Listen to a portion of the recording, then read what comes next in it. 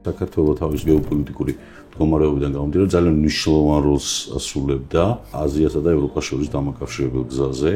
ეს იყო ადგილი, სადაც ხდებოდა საქარავნე, საცხენოსნო გადასასვლელები და ვაჭრობის ძირითადი მიმართულება და ტრანზიტი ხდებოდა ზუსტად საქართველოს გავლით. ზოგადად საქართველოს გზების განვითარება მე-19 საუკუნიდან დაიწყო და უკვე მე-19 საუკუნის შუაში იყო რამოდენიმე მიმართულება, რომელიც აკავშირებდა დასავლეთ და აღმოსავლეთ საქართველოს. უკვე 1950-იანი წლებიდან იწყება რიკოთის უღელტეხილის მშენებლობა. ამ მთლიანობაში აღნიშნული მონაკვეთის განვითარებას დაახლოებით 30 წელი დაჭირდა და დაახლოებით მაშინდელი 51 მილიონი მანეთი იყო დახარჯული აღნიშნული მონაკვეთის მშენებლობაში და აღნიშნული გზა ეტაპობრივად გარკვეული წლების განმავლობაში განიცდიდა რეკონსტრუქციას, მშენებლობას და ის უკვე 1980-იან წლებში მივიღეთ იმ სახით, რაც არის უკვე დღეს რიკოთის უღელტეხილი.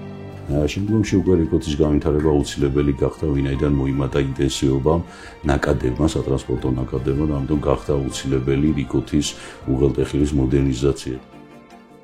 როგორც ყველა მსგავსი მასშტაბის პროექტს, რიკოთის საუღელტეხილო მონაკვეთის მშენებლობასაც პირველ ეტაპზე, რა თქმა უნდა, წინ უძღოდა ტექნიკურ-ეკონომიკური დასაბუთების შემუშავება, ალტერნატიული მარშრუტების შერჩევა და მათი მულტიფუნქციონი შედარება, რომელიც მოიცავდა ჩუმათელეთიდან არგვეთამდე 52 კილომეტრიანი მონაკვეთის პროექტირებას ურთულეს რელიეფში, ურთულეს გეოლოგიურ პირობებში და რა თქმა უნდა, იმის გათვალისწინებით, რომ ჩვენ საუბრობთ 4-წლიანი ჩხაროსტული ავტომაგისტრალზე, გზა უნდა დაპროექტებულიყო ისე, რომ მისი საერთაშორისო გეომეტრიული პარამეტრების გათვალისწინებით ჩვენ უნდა ფაქტობრივად ჩამოჯდარიყავით არსებულ შეზღუდულ რელიეფში და გეოლოგიურ პირობებში და ამასთანავე ისე უნდა დაპროექტებულიყო და აშენებულიყო გზა, რომ არეულად არ მომხდარიყო არსებული საავტომობილო გზის გზაზე მოძრაობის შეფერხება.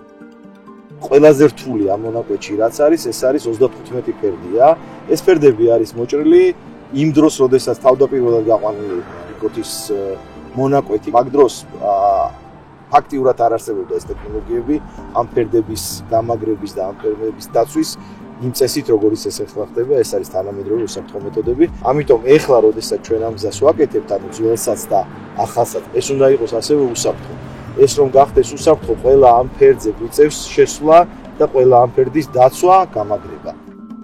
რიკოთის პროექტირების ეტაპზევე ვუწევთ ასევე გარემოზე ზემოქმედების შეფასების დოკუმენტი, რომელიც ითვალისწინებდა სრულად ამ 51 კილომეტრიანი მონაკვეთის სრულად შესწავლას და ამ მონაკვეთის ფარგლებში გარემოზე, ხმაურზე, მოსახლეობაზე ზეგავლენის შეფასებას და ამის შესაბამისად დაიგეგმა უშუალოდ მიმართულებები. როგორც იცით, რიკოთის მონაკვეთმა გვერდია უარა შროშის ტერიტორიას და ასევე გვერდია უარა ზესტაფონის ცნობილი ყავების ქუჩას, ასევე ხვდებოდით გზის მიმდებარედ მოვაჭრე პირებს, რომლებიც გზაზე ყიდდნენ სასოფლო-სამეურნეო პროდუქტებს და მათი ხელშეწყობის მიზნით და იმისთვის, რომ ეს კულტურული ღირებულება და კულტურული ლანდშაფტი შენარჩუნებულიყო, ჩვენ უბისაშორაყვანის პროექტის ფარგლებში თავიდანვე გავითვალისწინეთ სავაჭრო მოედანი, რომელიც ეწყობა საგზაო უსაფრთხოების სრული დაცვით სავაჭრო სივრცე, სადაც უკვე ეს ადამიანები თავიანთი პროდუქციის რეალიზაციას შეძლებენ. რა თქმა უნდა, როდესაც სამშენებლო სამუშაოები მიმდინარეობდა, ვზომავდით ხმაურს, მტვერს, წყალზე ზემოქმედება, ეს იყო მუდმივი პროცესი და ეს არ ატარებდა ეჯერად სახეს, რომ გაგვეგო რეალურად ჩვენმა სამშენებლო სამუშაოებმა არ გამოიწვია რაიმე სახის მძაფრი ზემოქმედება გარემოზე.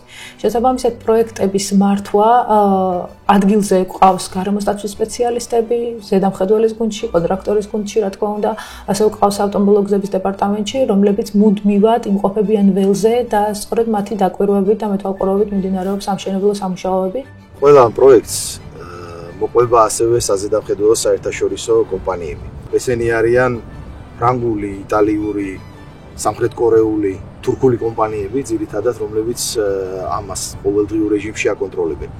ყოველ კვირას, ანუ მათ უტარდებათ გარკვეული ტრეინინგები. ანუ როგორ უნდა იმუშაონ უსაფრთხოდ, რა სტანდარტი უნდა დაიცვან, რა უნდა გაითვალისწინონ, განსაკუთრებულად იმ სამუშაოებთან მიმართებაში, რომლებსაც ისინი აწარმოებენ.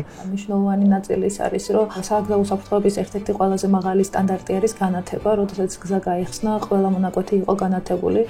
რიკოთის მონაკვეთი აღჭურვილია სააგზავნო უსაფრთხოების გამერებით იმისთვის, რომ არ მოხდეს სიჩქარის გადაჭარბება და მგზავრები დანიშნულების ადგილზე ჩავიდნენ უსაფრთხოდ. ზის მთავარი ფუნქცია არის კომფორტულად, უსაფრთხოდ მოკლე დროში გადაადგილება. ეს არის მთავარი პრინციპები.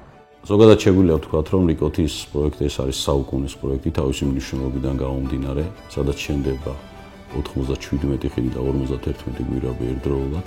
და ეს არის შემადგენელი ნაწილი S60 მაგისტრალისა, რომელიც იწყება საფრანგეთის ქალაქ ბრესტში და მთავრდება ჩინეთის საზღვართან.